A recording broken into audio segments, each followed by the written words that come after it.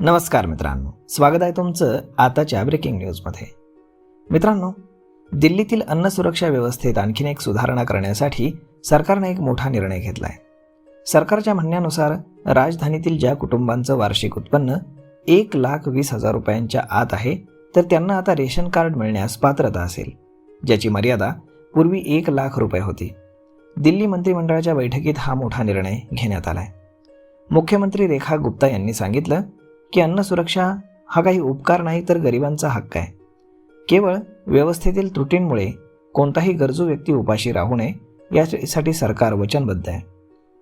सरकारी माहितीनुसार वर्षानुवर्षे स्पष्ट नियमांच्या अभावामुळे दिल्लीमध्ये 3,89,000 एवढे अर्ज प्रलंबित आहेत आणि 11,65,000 अधिक लोक अजूनही अन्न सुरक्षेच्या प्रतीक्षेत आहेत, ज्यांना आता पारदर्शक आणि गरजेनुसार प्रणालीमध्ये अंतर्गत समाविष्ट केलं जाईल. मुख्यमंत्री म्हणाल्या की नवीन नियमांनुसार प्राधान्य कुटुंब ओळखण्यासाठी उत्पन्न मर्यादा अधिक वास्तववादी करण्यात आली. 1,20,000 रुपयांपर्यंतचं वार्षिक कौटुंबिक उत्पन्न असलेली कुटुंब आता अन्न सुरक्षा कव्हरसाठी पात्र असतील. पूर्वी ही मर्यादा फक्त 1,00,000 होती. महसूल विभागाने जारी केलेलं उत्पन्न प्रमाणपत्र यासाठी अनिवार्य करण्यात आलंय, ज्यामुळे स्वप्रमाणीकरणाची आवश्यकता राहिलीच नाही.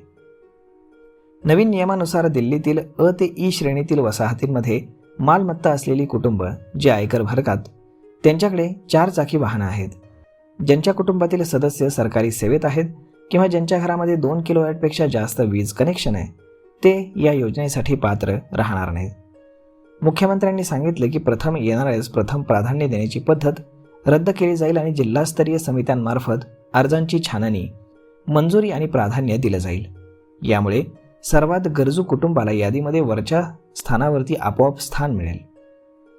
तर मग मित्रांनो, अशाने आता ही प्रक्रिया अजूनच पारदर्शक करण्यासाठी प्रयत्न चालू झालेले आहेत.